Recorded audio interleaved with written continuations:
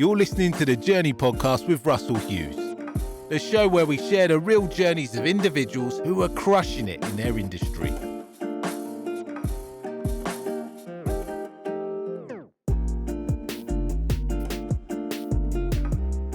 Welcome back. It's been a very, very long time since we've done the Journey Podcast. Had to have a little break for some reasons I'll let you know.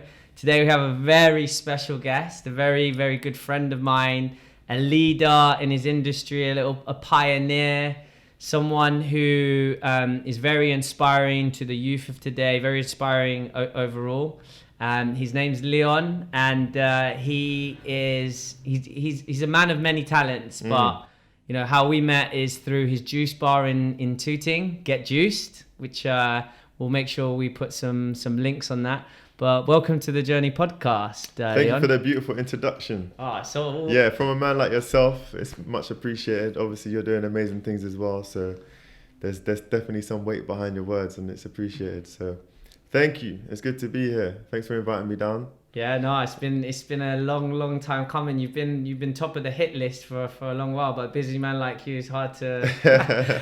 Yeah, everything in divine time. I feel like now's a great time for it. So yeah, it's good. So there's some very exciting things that I'm hoping to like bring to our listeners. You know, it varies. We thought this was going to be aimed for young people. You know, sort of mainly.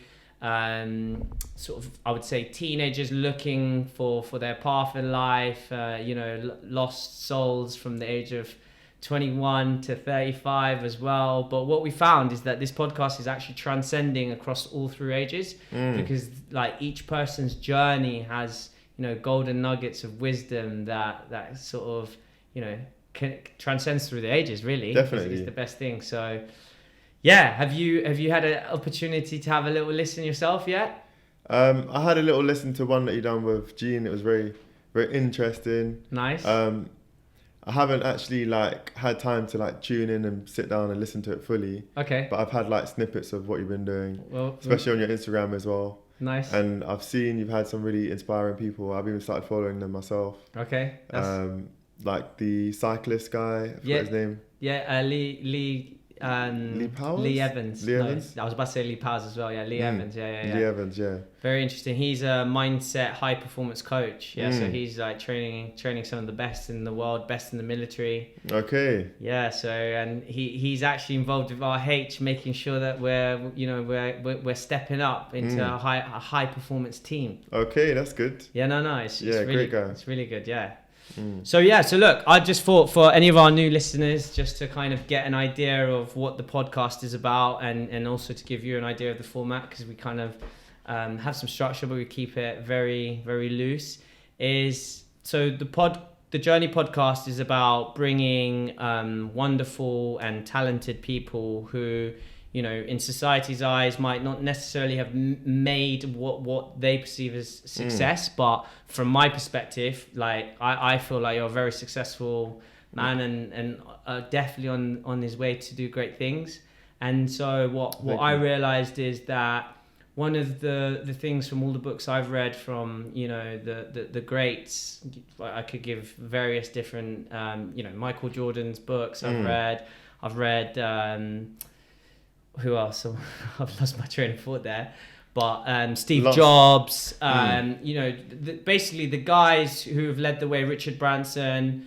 What I found when I was reading these books, they were very, very inspiring. But there was one thing that I felt was missing, and having been and on my own journey to success and mainly helping other people, is that you never really get a true insight of how tough it is, that like the ups and downs, and actually what were the key moments in a person's life that actually, you know, what were those moments that changed them? What were those moments that made them? What were those moments that, you know, that really gave them the grit and determination, or changed their course of life? Because, you know, I think a lot of young people and even older people today will be listening to this, and they might be, you know, in IT or working in finance, and really that wasn't their true calling, and giving them the confidence to really listened to some of our other guests who we found who thought they were going to be one thing, and then life just has its way of either punching you in the face or putting you on another course. And it's about how you deal with those those adversities. And so that's really what I'm hoping to get the podcast each month. I feel like it's taking on a new level, and then someone with your amazing energy, I feel like there's going to be a lot to unpack on this. For sure. And it's interesting that you said two things, like things that kind of created the character in that person, and like pinnacle things to give them that driving force to do what they need to do, and then also leaving a career and taking the initiative and taking the self-belief and the faith to jump into something else and to just do them, and follow that through. And I feel like both of those things I've had to do in order to get to where I am. So you've hit the nail on the head with that one for sure. And I'm sure that, like you said, with those people that you've read their books, maybe in that book it didn't tell you, but I'm sure there are things that they've had to go through. 100%. But there's also things that there's people that you don't hear about, like the cleaner that's come on a boat, to get to where they are, and now they're working all those hours, and have managed to get a mortgage and have their kids in schools and getting school uniforms and all the rest of it, and I even met a woman yesterday who's like, I came here with nothing. Now she's got 4 properties.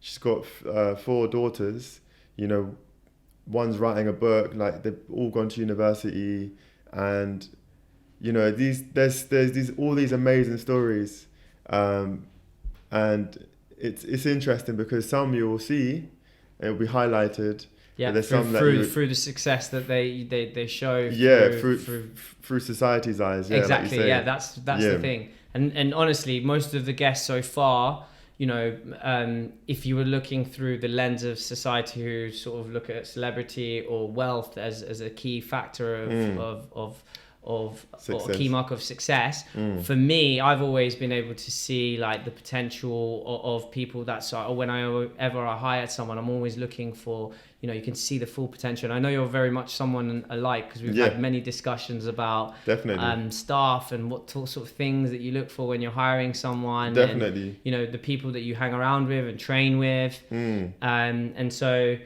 definitely on the beginning of this podcast journey, it's only highlighted even more. And like what my intuitive feel is that actually, the normal, let's say, they say Joe Blogs, is actually got a lot more to say and a lot more to give in terms of knowledge and wisdom than maybe even some of the great successes in many minds that other people can take and sort of use that wisdom and knowledge in a way that they feel, he's not some super successful millionaire. This guy is just like a normal guy like me. And look at all of these amazing things that he's achieving. Look at, what is his driving forces. And I feel like, the normal humans are actually the supermen.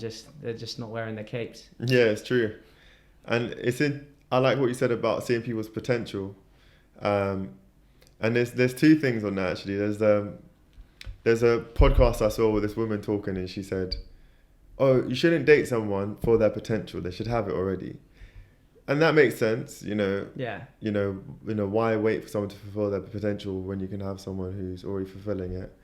But also, if you've got someone who's fulfilling their potential, or fulfilling a task or role within your company really well, but you can see more in them, that's also a really good driving force in any relationship. And it's like, it allows you to see beyond all the bumps and the pitfalls, and there's always going to be that in any relationship. But if you have that vision of their potential, you're always going to have that as the driving force. So everything else is just kind of trivial. You're like, okay, all right, we're going through these times, but there's this to come, and it's essential, I believe. Yeah. I mean, the flip side to that, before we get into your own journey, is I have to say, like, I've taken a few hits where you look at someone, you could see how much potential that they have, and I mainly talk about this from a work perspective. And so you try to create an environment, and like I always try to create an environment if I was them, like what encouragement and what resources would I need to give them that boost so they can start to realize their own potential for themselves mainly. You know, firstly, I always believe in people reaching their full potential for themselves, not for me, not for the company, not for, you know, even their family or friends. It's so important to reach your full potential and become the best version of yourself for yourself. Definitely. Number one, 100. and then the other people, allow the other people to benefit and you know, enjoy that positivity that it creates. Yeah, definitely. But on the flip side, as I said, for me, there's a lot of the times that you cannot always expect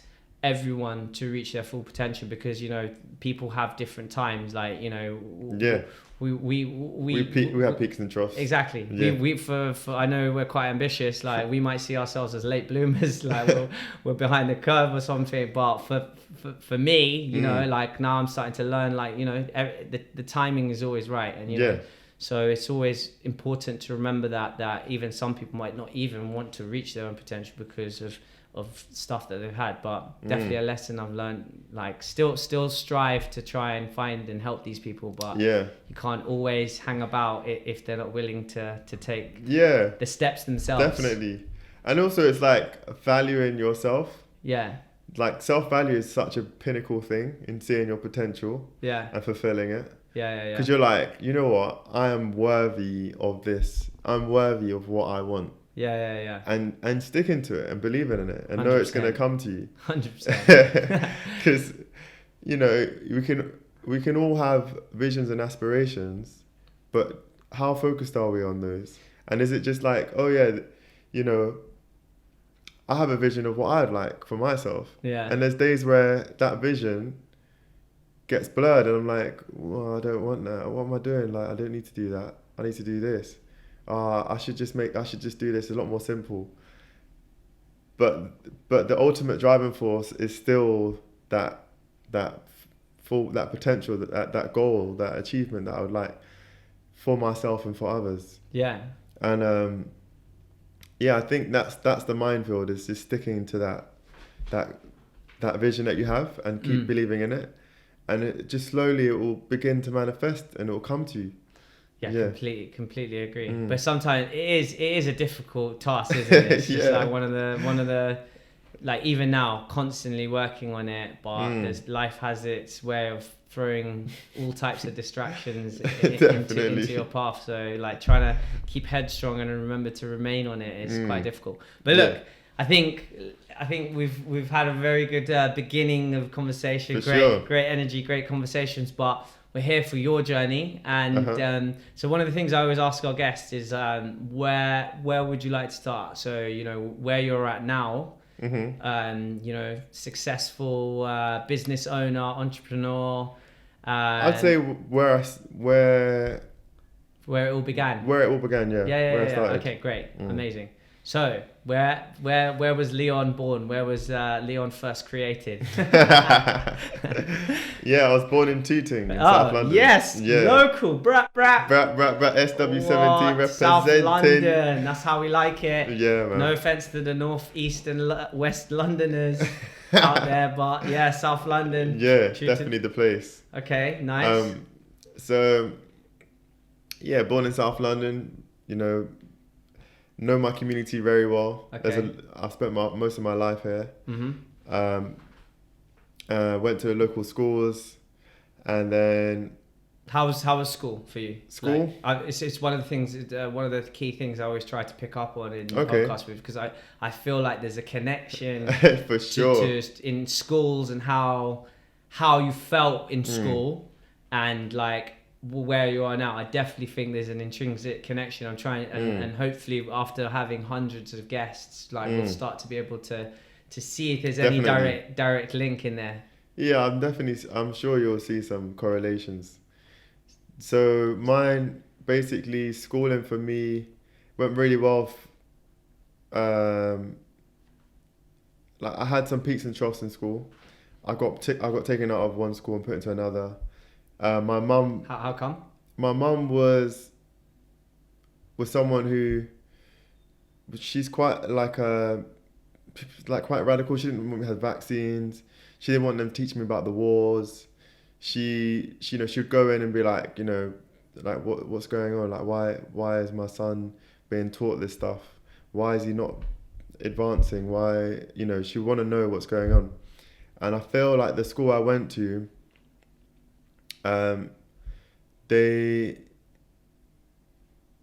just schooling in general, it wasn't for me. Like I was very hands-on as a child. Yeah. My mum's from the countryside, so her way of learning was play. So for her to have me outside playing all the time was just the norm, and that's how I learnt. I spent most of my days playing outside. To get me to do homework, it was the last thing I wanted to do.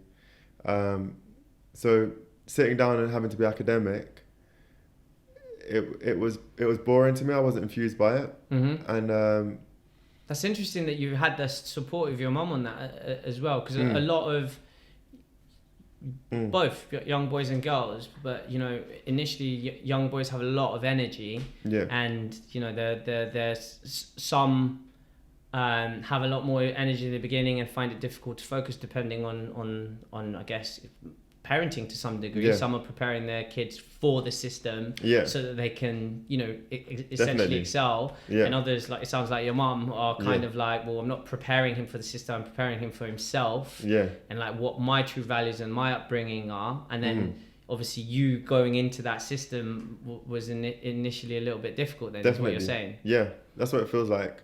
And the same in secondary school. I was always really good at sports. I always excelled in sports. It's something I enjoyed doing. I went to a sports school.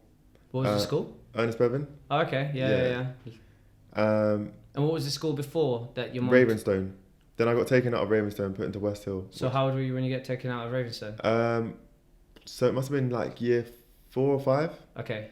But I was always really good at maths and science. Yeah. That was something the teachers never really understood how I do math sums, but I was always like the first to have my hand up and answer questions. And they'd be like, Leon, let someone else answer this time. And it always felt like that I had the talent, but it was always being suppressed somewhat. Okay. And were you realizing this yourself at the time, or was it? I could feel it. And when I got to college, they were doing tests on me there as well. Non-verbal tests and stuff like that, and I remember there was 2 tests I did, non-verbals, where it was like problem solving, and I answered like 2 questions at the end of the test that no one ever answered, and they were like, oh, so how did you answer this? And I explained it to them, but because they didn't understand how I did it, they would just wrote it off like, no, it's not true, you can't just guess. I was like, all right, you're a prick. It was just always like, I always felt like I always knew how amazing I was, but I always felt like I was always being suppressed. So is this a kind of like the first real time that you're dealing with adversity, as a young I guess so, yeah. Through the whole schooling system, it felt that way. But and how did you deal with it? Like, obviously you're like, you said, oh, you're a prick, I think it made me quite recluse, and I didn't want to be a part of it. So I kind of, I'd just find other ways of getting out of that. So I had like a few hobbies that I'd do sports. I used to build like computers. I used to build sound systems and make like nice speakers using different stuff. This is all really young, like 13, 14, 15. So then, when I finally went to college, I did a year in computing, and I think, So I did a year in computing, and I found that I got a bit distracted. From basically doing outside things that you started to be good at. And and I think because I went from an all boys school and I went to a mixed school, so my lunchtime was like, oh, there's women, and there's like talking to girls in the lunch hall, and just kind of like, again, wasn't feeling inspired by the class. it wasn't stuff. I liked being hands-on, so I liked getting the hard drive and putting it with the RAM, like the RAM with the motherboard, and getting different like size hard drives and like finding out how they work. And so again, through like your mum's sort of upbringing, how she brought you up, through play, through trial and error, figuring things out, definitely. Being more practical. Yeah. So then, I was taken out of college. Within the first year, I didn't make the grade to continue. Mm-hmm. And do you feel that was somewhat on purpose, or kind of like just lack of drive, lack of? Yeah, I wasn't inspired. Yeah. Okay. I wasn't inspired. So one of the things we've been asking on here, do you think that's because of the teachers you had, or because you talked a lot about? Is there any teachers where you can remember them and you're like, oh, they were really inspiring? I think it was a teacher. I remember like the teacher he smelled like coffee and cigarettes. And it was just like, when you're young, you're just like, oh, this is not a vibe. I don't know. I feel like there's a certain amount of pressure that parents put on their children. Yeah. That I didn't have. Yeah. And we're like, you need to get this grade and you need to do this, and like when you get home you need to study, and like I didn't have all of that pressure. My mum was very much like, you do what serves, like what feels good to you. Yeah, it's so interesting you say that. Yeah, and but then there was a job that came up in I think it was like the Times newspaper at UCL, doing it was at the time it was called a training scheme, but now it would be called an apprenticeship scheme. Mm-hmm. So I was studying and working at UCL, which I really enjoyed. Doing what? So I worked in different departments. They had several departments at UCL. They have like remote support, desktop support, networking, based on my experience and my hobbies at home building computers, they put me into remote support, which was you go like to all different sites throughout London. So you'd be sent to like Kentish Town. But based in Euston at UCL, University College London. And how old are you now? Say again? How old were you then at the time? Stage of your life? So that was at 17, 18. Okay. I did that for 3 years, so I left when I was 21. Yeah. I studied. Are you getting paid for this job? Got paid, yeah. Good. Got good money at the time. Okay. I think I was on my last year. I was on 21k at 21, which is pretty good. Yeah. Yeah, living at home. Coining it in. Just saved it. I started getting into sport again, cycling, into work and rock climbing and stuff like that. And then decided to go traveling because I saw there was a whole world out there. I was like, talking about, you got the world map behind you, and I was like, wow, I need to go. At the time I had the money to get a deposit for a house, and it was like, I had the opportunity to get the house or go traveling. And I was like, I want to go traveling. And I decided to go. Went traveling for 2.5 years. Went around South America, Southeast Asia, New Zealand, went up to Canada. And then since then I've had the travel bug alongside running my business, and just kind of travel to different places on the African continent and around the world. And yeah. Talking about traveling like that's quite a good story of really how we met and bonded and became quite good friends. So I met Leon at his juice bar. We've known of each other through mutual friends, and it was my stag do to go to Colombia, and I just for about 4 or 5 weeks I was like, come on Leon, why don't you come to Colombia? It'd be a vibe. And lo and behold, the type of man that Leon is, the world traveler. He actually ended up coming, which was an amazing trip. And I think the reason I tell that story is it just shows your sort of your energy and passion to just follow what you feel is on your path. Definitely. Yeah, I really enjoyed that trip. It was beautiful. Yeah, and I appreciate you inviting me as well. It was like an honor for me. It was like, wow, you invited me to your stag do. Yeah, let's do it. It's good energy, man. Yeah, indeed. And Colombia, beautiful place. Yeah, no, it's really good. Yeah. I mean, all the cities, the people, the culture. Yeah. I mean, yeah, carry on. It kind of very sort of touching considering how Yeah. well traveled you were saying you are. Yeah. So yeah, I spent like 2.5 years traveling, and again, it was that opportunity to learn through play and through life experiences. It wasn't academic learning, but it was learning like a university of life, you know. And in that time, I got really into rock climbing. You know, I worked in different places. I worked on a kiwi farm, stayed with a Maori leader who showed me through the culture of the Maoris, and lived in farms in different places, sailed transatlantic, you know, just so many beautiful experiences, but also gaining life skills. And I really traveled with a purpose. It wasn't like, oh, go out every night and get drunk and just party all the time. And I actually had like a purpose. I was like, I'm going to these places. I want to see what brings these people fulfillment, what makes them happy.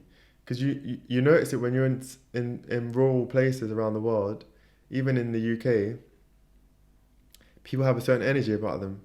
And I find it fascinating. I'm like, wow, what is this? Like, and it's often, you don't see that in London. And it's affirmed even more so when you go outside of London and people say, oh, when I go to London, people look so miserable.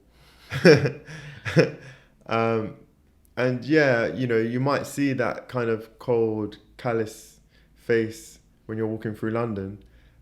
People often just want to get to where they're going. Yeah. But if you sit down with them, they will open up. Time. Yeah, it's true. Very true, actually. But there's also this element of, like health and living in a natural environment, which you don't see so much here. There are a few people that hold that energy, but you more see it in rural places, especially in like the tropics. You've seen pictures of tribes people, and just the energy they hold. It's fascinating. You look at them, and you go, "Wow!" You feel it. I think that's one of the most interesting things. Like when we started becoming friends and spending a bit more time with each other, one of the things that you kind of helped open my eyes with was sort of, I generally have always been quite a healthy person, training, trying to eat healthy, but you showed me a different side. Like, for example, when we were in Colombia, there was some things that the way you used to talk about fruit and the way you used to talk about trees and life and stuff. And obviously, we were on a stag do, and obviously I was a stag, so I was getting terrorized by all the others. But I do remember the moments when we used to chill, you'd just be like looking at that, like some fruit, like look at the life in this, and telling me to have it. And when I was sometimes man down from some of the tasks that I had to do, it was very interesting. And it's something that when I came back, as you know, you do those juice cleanses, and I did a couple of them, and it really kick-started my sort of higher drive towards becoming healthy. I ended up becoming vegetarian, which I've done for 7 months now. I eat fish the odd time, but I'm not necessarily doing it for any specific reason. I wouldn't say I'm an out-and-out vegetarian, but it definitely opened my mind into being more conscious of what it is I'm putting into my body. I think that's the one thing that, and someone who's very kind of like a sponge. So once I get a little bit of an inkling into something, I go and do my own research, and you help me with that, and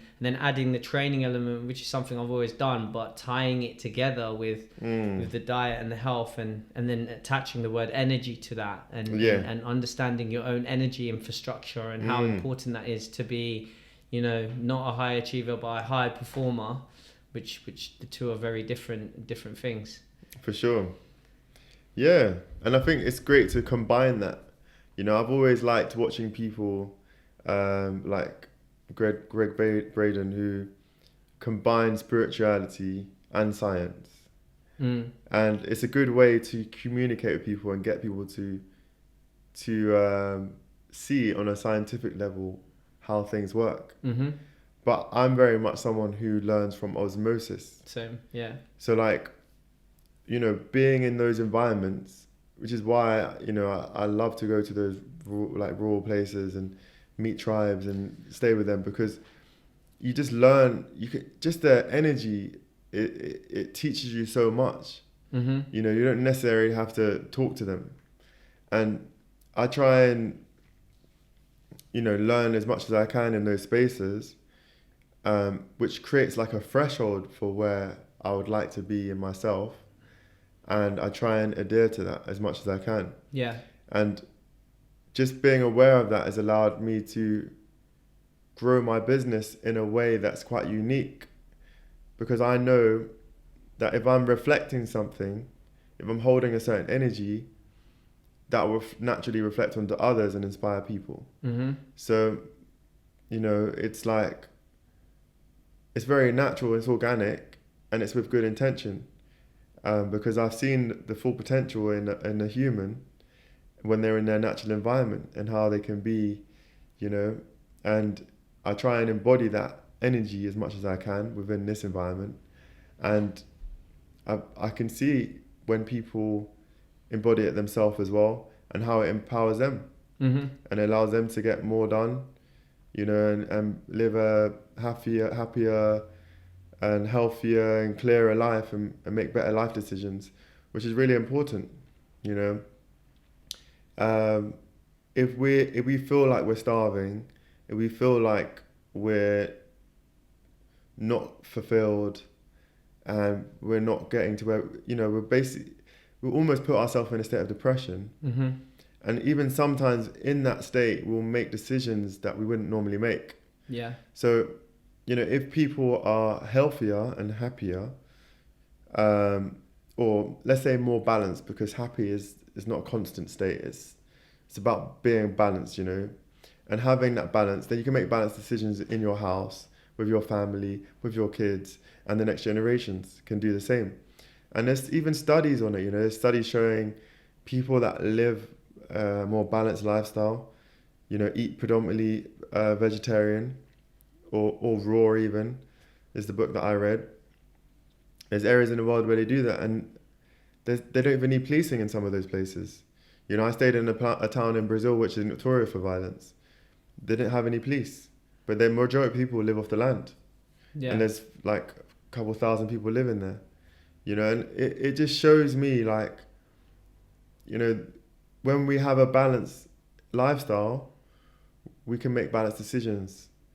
I also know when I'm off balance, I become a bit more snappy at work, which is not productive. Mm. And I know I'll make decisions that I wouldn't normally make.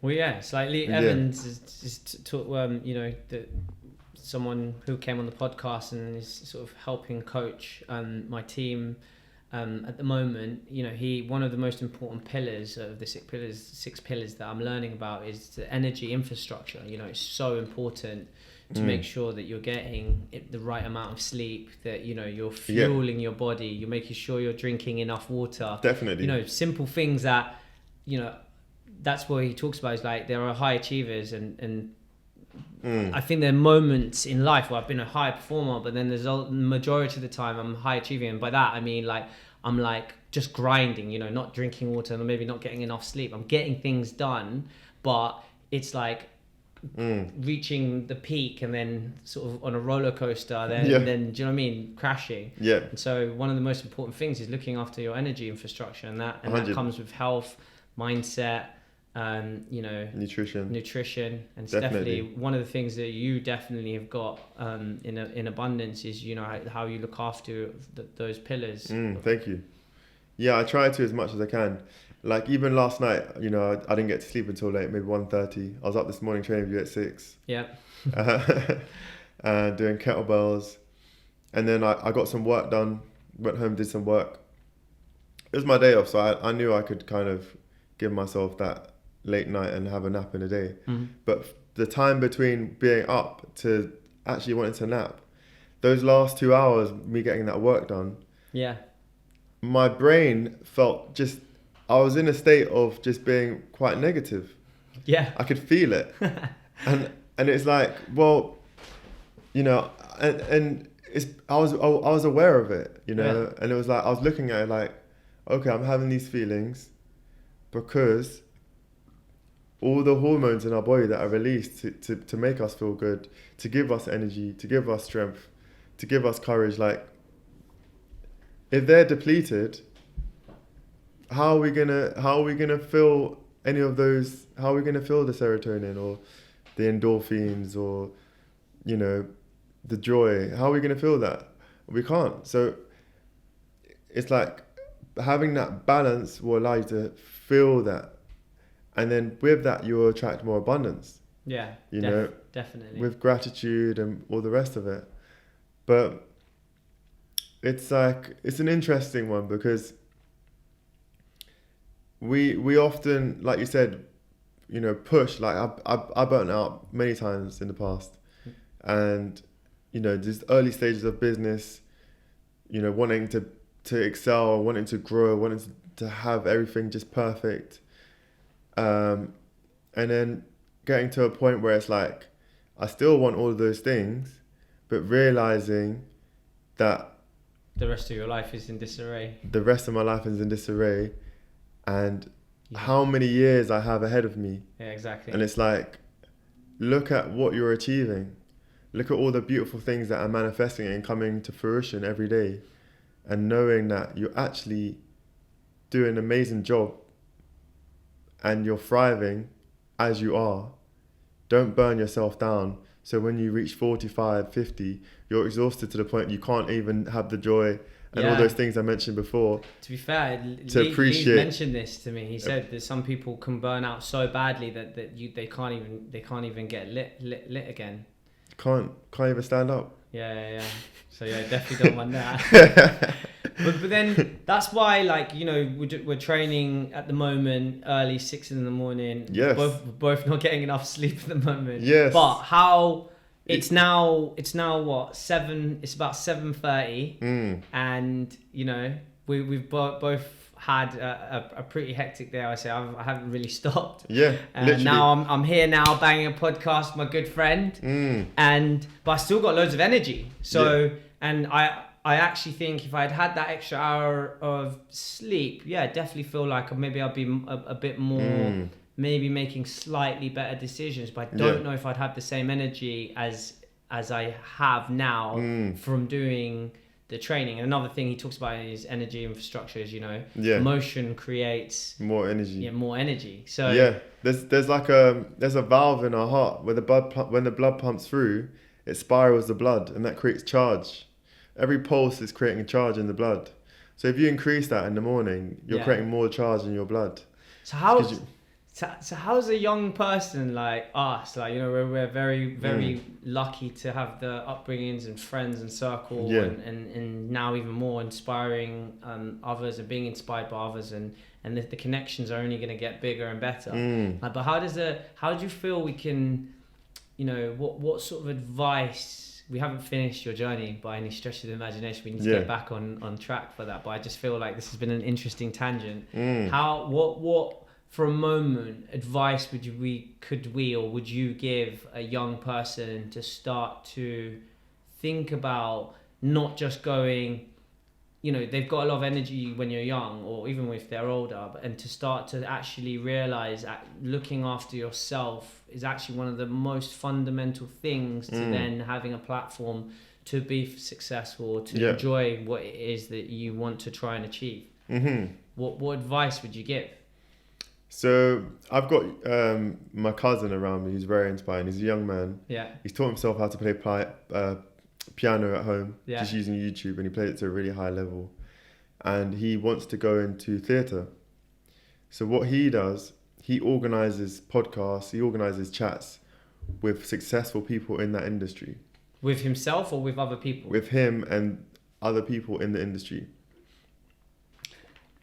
And I think it's genius. And I think, you know, that's the kind of thing you want to be doing at a young age, is looking at people that are in industries that you're interested in. And creating connections. Like I said earlier, you learn through osmosis, you learn through being around that energy. Even if it means, you know, volunteering one day a week offering your time and your services to these people, you're going to learn so much, you know. Yeah. And, you know, while you're at home, use that time to gain the skills and the knowledge that you need to go into whatever path you want to go in. The money will come. You know, money is always there. We live in a city with 10 million people. There's a lot of money in the city. There's a lot of money and abundance around us every moment. So it's like looking at what you have and appreciating it, you know, for one, and say, all right, how can I grow from what I have around me? What resources do I have?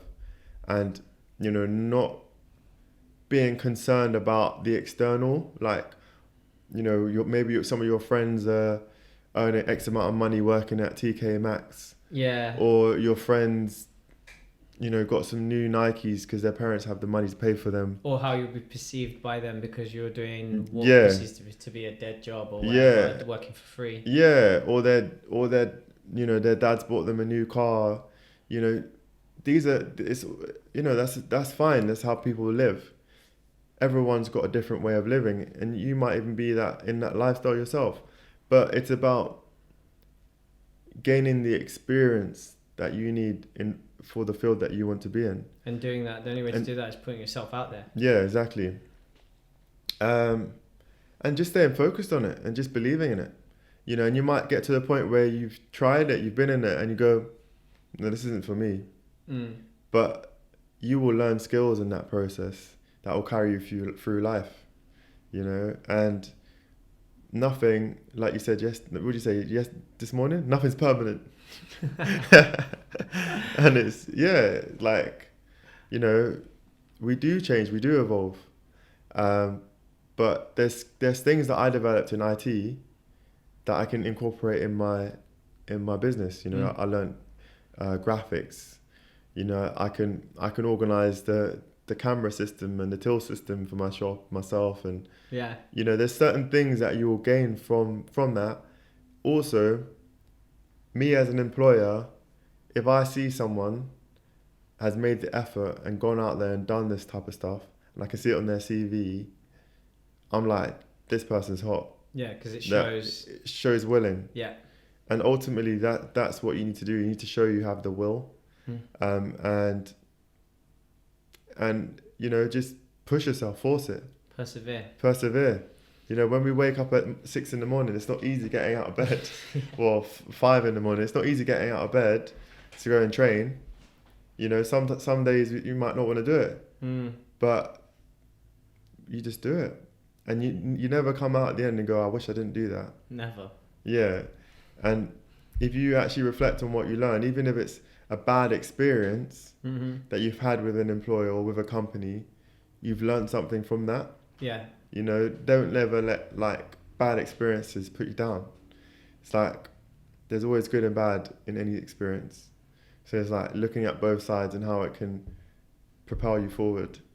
You know, sometimes some of the hate that I've received at the jobs and positions I've taken, and the love and the hate and love received by customers, often the strongest driving force can be the negative experiences. Yes, if you can use that energy and transform it into positive drive. And there's an interesting little side point. So there's a book I've read which is talking about melanin. We all have melanin, whether you're, you know, the lightest or the darkest or the dark. Everyone's got melanin, just different amounts of it. But melanin, when it's activated and charged and nourished and nurtured and balanced, it turns negative energy into positive energy. So as long as you know, like we said, living your balanced lifestyle, you're exercising, you're eating well, sleeping well, drinking water, thinking well, drinking lots of water, like negative experiences can actually give you a positive charge. You can actually turn that into, let's get up and go and do some more.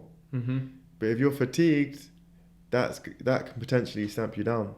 Yeah. And then you've got hyenas on your case. Trust me, don't want them laughing after you. Yeah.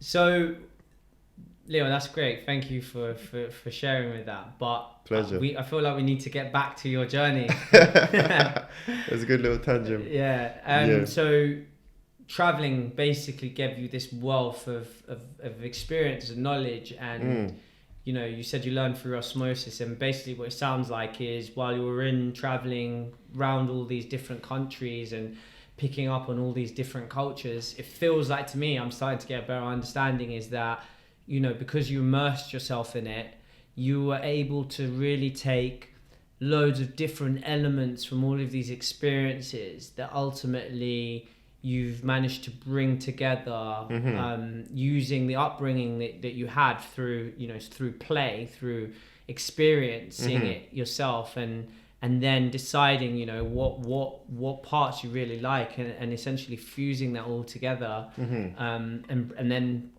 bringing that home. So after all this traveling, was it 2 years traveling? 2.5 years. 2.5 years traveling. Where was where was the final stop before you came home? Brazil. Brazil. Okay. I went back to Brazil. Nice. Yeah, So I started there and I went back there. Okay. At the end, yeah. And was it a good sort of rounded ending to the trip? Like, did Yeah, you because feel... I had a totally different experience from the first time I went there. Yeah. It was like I went there with a wisdom, and I knew what I wanted to do. I went there to train capoeira and learn Portuguese. And within 6 months, I was able to hold like a conversation, and people were just like, "Wow, you've learned so quickly." But it was just like I had this drive. I was like every morning waking up, studying Portuguese and doing capoeira, and it's like, yeah. So from that, I saw really beautiful places that I wanted to live in, and put the image in my head that I want to buy land there one day. And Is this it in came Brazil? in Brazil, yeah. And it came around that one of my customers is from the same place, and I bought some land from him. And this was like, 6 years after me starting my business. So you manifested it. It manifested, yeah. You know, in a way that I couldn't even imagine. That's amazing. So did you write this down, or was it held the picture very strongly in your mind? So I do write stuff, and I also hold images in my mind. Okay. This one was an experience in my mind, because I've been there and I was like, this is where I want to be. Yeah. You know, if I was to write about it, it'd be more like I would like to go to. Yeah. But this was like an experience, and I actually had it in my head that I wanted to land there. So having experienced doing both sets, imagining a powerful image in your mind and also writing things down, which one do you feel has the better effect on manifesting your goals and ambitions and dreams? Well, I think number one is having a balanced lifestyle, being healthy. Of course. Infrastructure. Infrastructure. And then two, it's I think they've both got weight, to be honest. They both got weight. I don't think there's any right or wrong answer. Just more interested in your perception. For me, in the mind. Yeah. Yeah, in the mind works. It feels like it when you said it. The difference. Yeah, in the mind it works. Paper works for me if I'm doing like, if I have to organize stuff, like things for my shop. I write it all down, and then I find if I go back to the list, I've done most of it. Yeah. So I've done both as well, and I can say that when I go back and look, I still have a piece of paper there.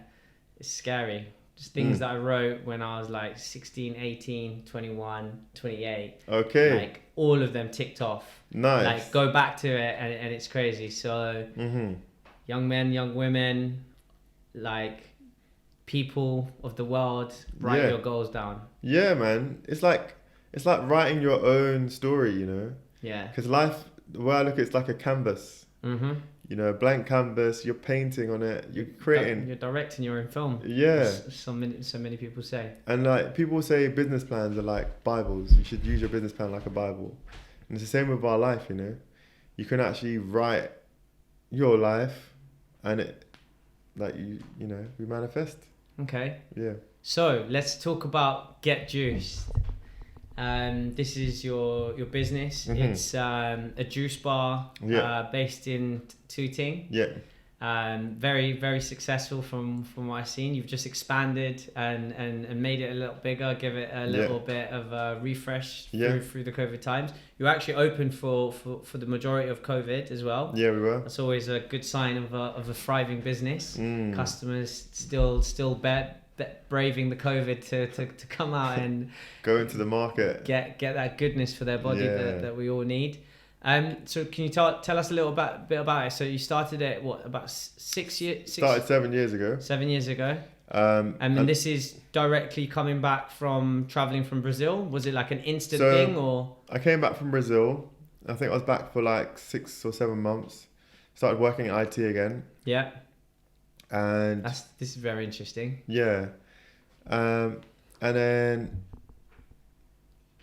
then I basically went for lunch with my mum one day after watching a documentary called Fat, Sick and Nearly Dead, which is about a guy who does juicing, goes around America, healing people from different ailments, getting them on juice cleansers.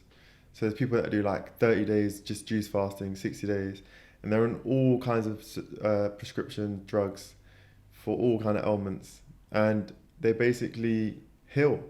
Like he's healing people with diabetes and cancer and arthritis and all these different things just through juice fasting. And it's an amazing story because he's by no means a naturopath or a doctor. Like he's just a guy who was inspired to do it. He did it, he healed himself, and he wanted to heal others, and he got them doing it. So it's an amazing story, and it's something that inspired me because I've always, in my time in work, I've always shared the little knowledge that I gained through traveling and through studying health and nutrition. You know, I'd be like, you should really rethink about having white sugar every day and like just different things, Yeah, I can imagine. And, and then seeing people benefit from it. I had a girlfriend who had like kidney problems and she healed from that within a couple months, but she had it since she was 16 and we were dating when she was 23. And then, I just experienced different things that I've said to people benefit their life. I've seen it benefit their life. And it gave me so much reward and gratitude. Like, I was like, wow, this is amazing. It's like just seeing people healing and feeling better in themselves. So after watching that documentary, I went for lunch with my mum and we sat down and I was like, I want a career change. Like, I want to open a juice bar. And then we spoke about it. We wrote down notes. And then we were like, let's try Tooting Market. So we went to the market, spoke to management. Haven't really spent much time in the market. At the time, it wasn't really nowhere near as popping as it is now. No. Whoa, it wasn't really like somewhere you chill. Dead. Yeah, it was pretty dead. And but still some very inspiring businesses that have been there for a very long time though. Definitely. Like the butchers, they've been there for years, 45 years. That must be quite interesting for you, someone who's promoting, not in a bad way, but you're promoting life from, and in many ways, a butcher's is, I guess you could say, not promoting death, but selling death. How do you? I don't want to go on too big a tangent, but what's your thoughts on that? Because I see you obviously when I come to see you to get my juice, and I've always found that quite an interesting thing that you're literally, I feel like it's 5 yards away from there. Yeah, I think it's a blessing, and I can really see the difference in my customers compared to their customers, their regulars. A lot of them have walking sticks now, and they look really like. I don't want to badmouth. Maybe not badmouth. Yeah, I think let's I don't want to be getting. I don't want to be getting butchered. Nah. But I can definitely I can visually see because like I said, I learn through osmosis. I watch things and I learn and I look at that energy and I can visibly see and feel a different energy. I'm not saying it's better or worse. It's just different, okay? And I know what I want to associate with, and I know what I want for myself. Yeah. So, you know, it's like, yeah, it is what it is. It's beautiful though. It's like, that is London, isn't it? It's just the diversity. diverse, yeah. Yeah. In everything, in cultures, in food. Yeah. That's. And I feel like it's kind of brought light to the situation, you know. People sometimes go, oh, look at that, like you're next to that thing, and you know, and I think it makes people feel a bit more like they are part of something that's different. Yeah. That's unique, and just highlights while we're there, if anything. Yeah. Okay, so you went to go get your. So yeah, I went to the market and spoke to the management. Sublet a shop from a woman. She had a wine bar and tea shop. So basically, like I had like 1.5 meters by 3 meters squared space in the front of her shop. And what are you now? I've got 7 meters by 3. Yeah, okay. Like my own store. Some big growth there. Yeah, definitely. So- Yeah, what's that? 5 times? yeah, 5 times. Jeez. Come on. Big up. So yeah, so basically, yeah, sublet the space. I had some local guys like see me get set up, and they were like, "Oh yeah, I can help you build a table."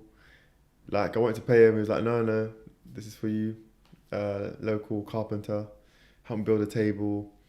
Got my mum's old blender, just some basic Kenwood blender. Got a cold press online. Brought a secondhand fridge. You know, got a bit of money from my grandma. It was like $1,000 at the time, and then yeah, just started, and it was quite an eerie beginning because And you quit your job. I quit my job. Yeah, Okay. I quit my job, and it was just like my girlfriend at the time. She was an artist, so she done the chalkboards, which were beautiful, and I was just there, like, yeah, this is me. I'm here to sell juices, and you know, just your first day, and like, there's just so much opportunity. You just like, there's so much to create. There's like getting flyers created, printing them out, giving out samples to everyone who sat down, getting them to come and buy a juice, you know, telling people why I'm there. I was just on my own. And how did it go in the first, like, did you have any shaky moments? Because, you know, like, you've gone out, you've taken a big risk, you've gone out and done it. That part's always very exciting, isn't it? It's like, yeah, I had a combination of things happen when I moved into my second space. So that was okay. I remember it was just pretty smooth. I was just on my own. But then when I moved into my second space, there was like my granddad passed, my cousin passed. Like, I had like a few things that I was living in a flat in Brixton, had damp and mold, you know, waking up like unable to breathe at night, like just so many things hit me at the same time. Mm-hmm. And I was just like, whoa, like it just kind of shook me, like, but luckily, thanks to like what my business is, it sustained me through it. Mm-hmm. It gave me the energy that I needed to continue. And it kind of shaped me in a way, but yeah, I basically like moved from that space. I got a second space in the market, like 6 or 7 months after, and then I had someone who helped me at the beginning of that to build it and get everything organized, and we started selling juices from there. There was 2 of us at that point, and then the market really liked what we were doing. They were gonna change the back, which is now the Yard Market, which is like multiple stalls, that used to be like an actual yard, which my shop backed off onto. And then they were like, well, they liked what I was doing. They thought I'd be a good match. So they offered me a space in the middle of the market. So then, yeah, we did a joint construction, went half on the labour and materials. And yeah, and then I got the space where I'm in now, in the middle of Tooting Market. And then I opened a second branch around the same time, which was in Box Park in Croydon. And by that point, I had the 2 shops. I was supplying like 5 cafes. And, you know, at that stage where you're just like ready, raring to go, just putting in crazy hours, heading straight towards a burnout. As fast as I'm going up, I'm going to crash down kind of thing. And yeah, it just all happened at once. Yeah, I was... So how was, like, at the peak when you were like, obviously just, all right, Yeah. go. Yeah. And then, you know, one day you wake up and you realize, like, you've got 2 shops, like, selling juices to multiple cafes. It's obviously a lot for still quite a young man. Yeah. Like, so how did you, I what? was 28, I think, at the time. So how was it at first? Like, it being in it, was it like exciting? Was it fun? Was it stressful? What was it like being right in the middle of that? Initially, it was exciting. It was fun. It was stressful. It was everything, all encompassing. And then after about a year, it began to grate on my soul. And I was like, this is taken away from the essence of what I do. And I was no longer able to create, which I enjoy doing, because all my time and energy being used doing other stuff. Fixing problems. Yeah, managing and keeping up with demand for the cafes. That was taking a lot of energy as well. You know, just from the shop. You know, even to this day, like, if we're producing juice just for the shop, it takes a lot of energy to think, oh, I was supplying 5 cafes as well as running the shop. You know, it takes a lot of energy. But if you told me that before I started, I'd be like, oh yeah, I can do that, no problem. Yeah. Easy. But until you actually do it, you don't realize what it takes. And yeah, go on. I was going to say, it's so interesting that you're saying that. And so I'm always very frank with you about how things are in the business, and you've seen how much I've grown in the last year since the beginning of COVID. And yeah, I think one of the things that I've realized, like, I've grown from doing 1 or 2 jobs to like 12 massive projects all across London, North London, West London, and it's weird. As you were talking, I was like, right, that is pretty much how I feel right now. Like, I've got a great team, you know, in the office and outside. I have great customers. I have a great infrastructure that I've built, but there is something very true about what you just said. It does feel like, obviously, having all of these moving pieces and still technically learning on the job, like making sure that we're delivering quality jobs on time, on budget, always deliver on the quality. But recently I've noticed that the on budget and on time thing's been slipping away slightly, and it's having the courage to acknowledge that is something that I've been doing in the last couple of weeks. You know, what's really strange is I had COVID 4 weeks ago, and I thought I was invincible. I didn't think it'd be able to get me, or didn't, you know, like, obviously knew it existed, but I didn't really understand what the effect would be. And for me, it wasn't a physical effect, like, you know, sweating a lot, my kidneys hurt a little bit, but from a physical, I didn't have any of the physical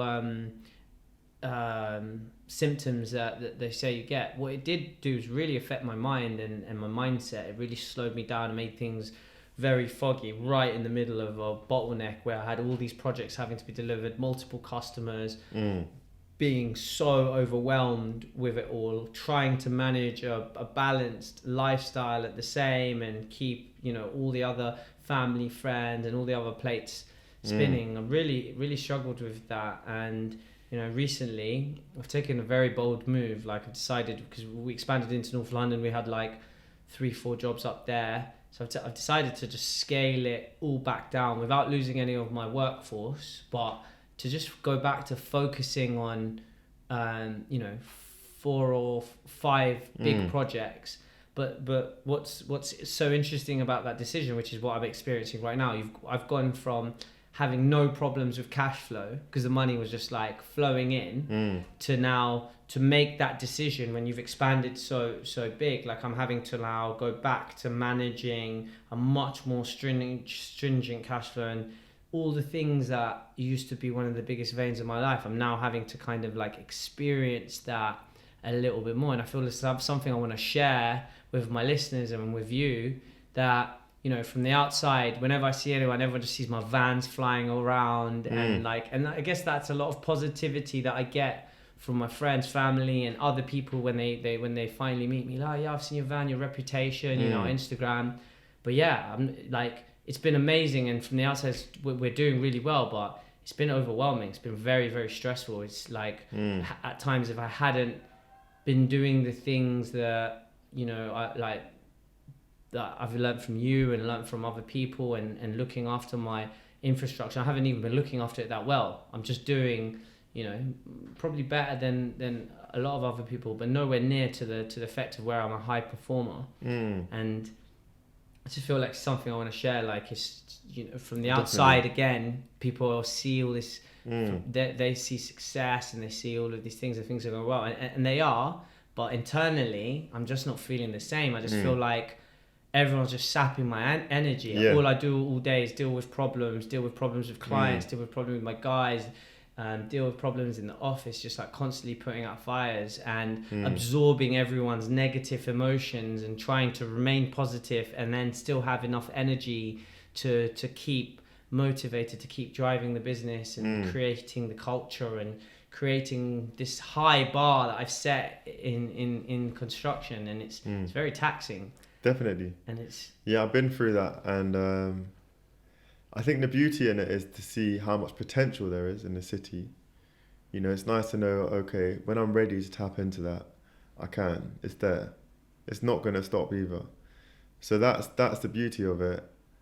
The beast is, when you actually do jump onto it, you've got to be able to grab the bull by the horns, and you've got to have all the infrastructure in place, because if you don't, your reputation is at risk, and you will not be able to fulfill demand without the right administration and the right infrastructure.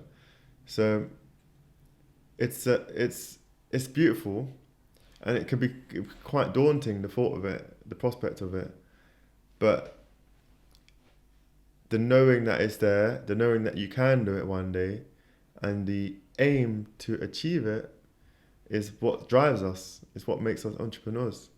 And I think reputable ones as well, you know. oh yes, most important. Yeah, like with integrity. No matter what. Yeah, exactly. That is making sure you always deliver, even if it goes wrong. Yeah, because, you know, we want to look back in 10, 15 years, and people will be like, yeah, those guys, you can count on them. And other opportunities will arise that do not consume all of our energy that we would be outputting if we were to try and sustain that way of living, because there's so many other opportunities. You know, it's very easy to get caught in the prospect of someone else's opportunity that they presented for you, and forget about the opportunities that you have created for yourself. And the right ones will come to you, but like, just don't try and snap up everything that comes. You know, and it's just, that's through my life experience, but also through speaking to people like yourself, speaking to elders. You know, I've got some elders around me that, like, they've been doing security for a long time, like over 30 years. Imagine the discipline it takes to continually do that. Stay in shape, wake up every morning 6 a.m, train. That's what he does. And he maintains that. He's maintained it for 30 years. Now he gets jobs with budgets you cannot believe because he has maintained himself. And he has the experience. He has experience. But if he was burning himself out, taking on jobs he can't handle, like, he wouldn't be where he is, you know? And also I realized it's down to self-value as well. You know, you can take on less work but charge more because you know your value, and then, you know, like, be able to give a better quality and service rather than taking on multiple jobs and trying to make more money. But it's not always necessary. But yeah, we have to go through it to know, you know. And I think there's definitely a huge amount of opportunity out there for people. London is huge. There's like, what, 10, like I said before, 10 million people. If you're going to do a service, it's about having administration, having the right infrastructure, you know, making sure customers are happy and giving them something that they need. If you can tick all those boxes, and I'm sure there's more boxes to tick, but on a basic level, if you can tick all those boxes, while maintaining your own energy, you're good. Yeah, while you're maintaining yourself and balance. That's it. You're good. Yeah. You know, and yes, it's a skill. It's a discipline. There's no shortcuts. There's definitely not any shortcuts. I know that. You know that. Yeah. I think a lot of people seem to think that, especially the younger generation, from what we've experienced so far, there is an element that they're click your fingers and it's gonna sort of you know, the little bit of work, they expect the just reward straight away. And I've been trying to like say like you know, I definitely think there's things like a little bit of luck, but I actually think luck is created through hard work. You know, a lot of my friends say I'm very lucky, and like what they don't realize is like how hard I work to create all of these opportunities that they perceive as luck. And I think it's so important for people to understand, like, creating connections as your cousin's doing, and being very smart and clever is definitely, there are ways to speed that process up. Definitely. With the right energy placed in the right place. But at the same time, there's no secret sauce to hard work. Hard work is guaranteed to get you to where you want to go with the right attitude and the right approach. Definitely. So what is the right attitude? Positive attitude. I think having a mindset that anything is possible and directing your mind and focus into whatever it is that you decide to do. Like for you at the moment, you're really focused on your business and making it the best it can be, whilst you want to expand into the other realms that you know, as you said, there's a lot of opportunity, but like making sure that you focus on and not losing track of it by getting sidetracked by all of these wonderful opportunities and picking the right ones at the right moment. And then it's interesting that I really like that, definitely. And also, like you say, positive attitude. And I as you're saying it, I'm like, I'd like to kind of stress to people that staying positive is about having that mental positivity and that spiritual positivity. But there's also things that we need to do within ourselves to have a positive energy. Having integrity. Yeah, having integrity. Having the right nutrition, having the right sleep, having the right people around you that are going to empower you, that speak positively of you and of others, and exercising.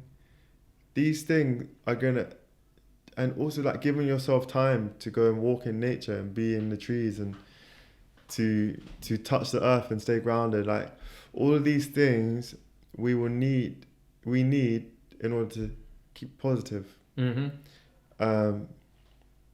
And you know, it's very easy for people to drive that kind of narrative, like, you should smile, you need to smile more, you need to be more positive, and you know, you need to you know, have a better sense of humor and all these other things, yeah. But like yeah, so like there's so many things, but also it's like there's things that we need to do in ourselves in order for us to feel that deep inside, like you actually feel like good, you actually feel fulfilled, you feel content, you feel happy, you feel positive, you know. And there's, you know, I'm sure when you were younger they would be like, oh, cheer up, what's wrong with you, like, come on, smile, like, not me. but no, I'm joking, of course. I think when we're young and we start jobs, I feel like that's kind of like the narrative. But I do feel like but there's no one really talking about it. Yeah, but I do feel like, you know, going back to mindset and positive. Yeah, I know other people just saying it, but you know, being positive is actually just a decision. It's funny, you know. I used to be, when I was younger, I didn't really have it that much, but I have friends who have serious road rage. Like, you know what I mean? Like, someone comes past, it's like effing, blinding, and it's just like, and occasionally when I'm driving around, you know, you might be in a situation where a situation like that gets created, and I see the person effing and blinding and beat their horn. I've got to a position where I just start laughing, like actually laughing with joy. Yeah. Not laughing with joy, but like how that guy is so stressed. For that fraction of a second that he's blocked, or whatever it is. And it's like, I've now made the decision in my life that I laugh at moments like that. I'm sure there's going to be times when I'm tired and not always like that, but I do feel like those moments you got to make a decision, and your decision, like when you wake up in the morning, like obviously I woke up this morning, so we have a positive day, and it started off really well. We trained and everything else. Then I came to the office, and the fires just started, like the phone just ringing, problem after problem after problem, and I was thinking to myself, I made the decision I was gonna have a positive day. Like, what is going on? You know? And you start doubting yourself. You're like, I'm thinking while I'm in the middle of it, like, what is going on? Like, I said, but you still got to remain positive no matter what is thrown at you, because you know there's multiple times I could have, and I did feel like I was about to lose my patience and become more aggressive and angry at the people who are ringing me with all these problems, because I feel like some people can't even think of the solution. They just ring you with your problem, and then it's yours. It's like, it's now in my hands. And I feel like a decision to be positive is definitely goes a long way. Yeah, for sure. And you know, where you've warmed up in the morning, your heart's already had that moment to get pumped. Like it does make it a bit lighter when you do have obstacles in your day, you know, and there's definitely like more powers to access in order for that not to happen, you know, like, you know, people like meditation and breathing exercises and stuff like that. Yeah. You know, and like, you know, separating business from your emotions and stuff like that. There's so many things and aspects in us that I'm still learning. I'm sure you know you are as well. But like, I think it's really good that we're talking about it and sharing our experiences with people, because mental health is a massive thing right now as well. And it's just kind of like, you know, we need to encourage each other and give each other little gems, because, you know, everyone's going through something, you know, and just being aware of it, you know, just not taking things overly personal. Yeah, and it's an interesting time that we're in, to say the least. Definitely. So we've gone slightly over today, but I just want to firstly say thank you very much for coming and joining me. Pleasure. Definitely need a repeat guest here. I reckon there might be 2 or 3 episodes with yourself in it. I'll be up for that for sure. But I'm much appreciated. Thank you for taking your time and sharing your wisdom and your journey. It's a pleasure. And secondly, we normally do this thing where if you were to give 3 pieces of advice to someone, it doesn't matter what age group, like from all of your experiences, either starting a business or unsure of what their next steps are, or thinking about doing a career change and not knowing what to do. I mean, they don't have to be 3 steps. 3 steps or 3 pieces of wisdom, or 3 pieces of wisdom.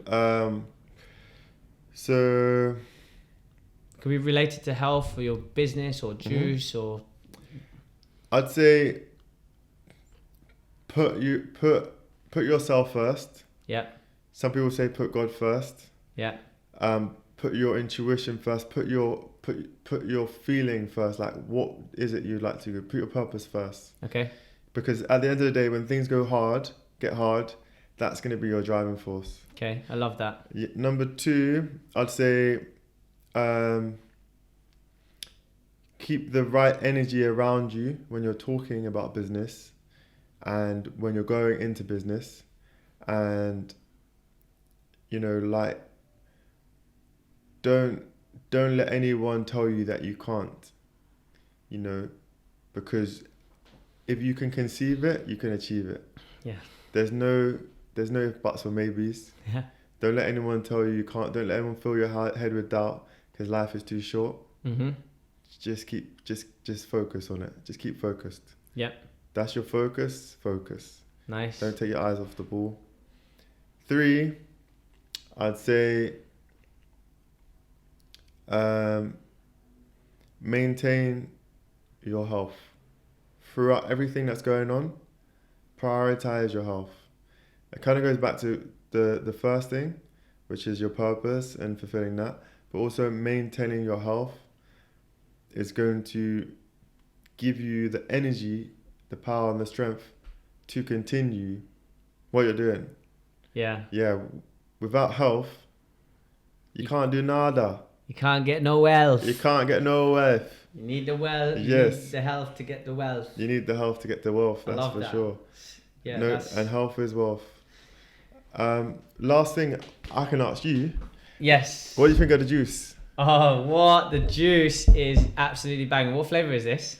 So this one was with pineapple, sugarcane, curl, ginger and lime.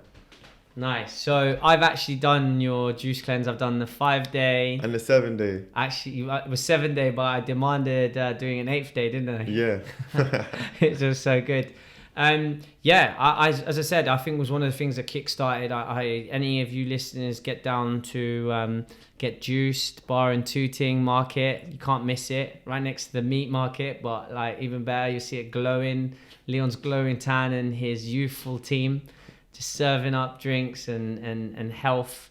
And also you're also doing these juice cleanses as well. Yeah. Is that online yet or?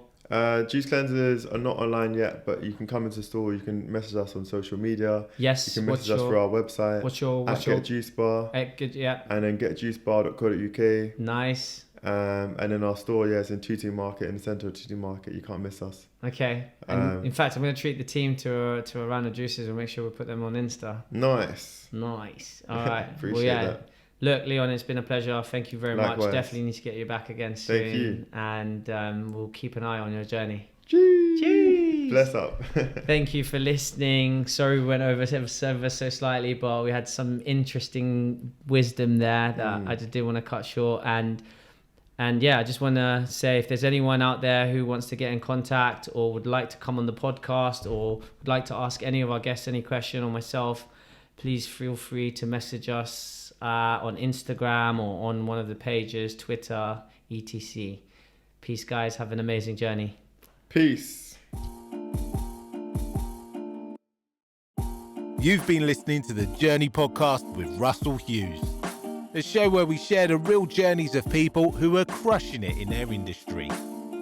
We hope you gained some serious value that will help guide you on your journey of never-ending, constant improvement. Remember to like and subscribe, and we'll see you in the next episode.